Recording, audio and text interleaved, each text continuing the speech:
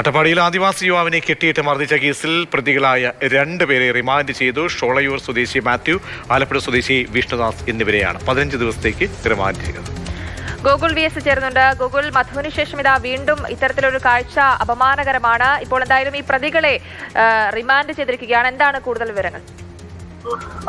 ഇപ്പോൾ 2 പേരെയാണ് റിമാൻഡ് ചെയ്തത്. ആദിവാസി യുവാവിനെ കെട്ടിയിട്ട് മർദ്ദിച്ച സംഭവത്തിലാണ് ഷോളയൂർ സ്വദേശിയായ റെജി മാത്യു, ആലപ്പുഴ സ്വദേശിയായ വിഷ്ണുദാസ് എന്നിവരെ കോടതി, അട്ടപ്പാടി SC കോടതി 15 ദിവസത്തേക്ക് റിമാൻഡ് ചെയ്തത്.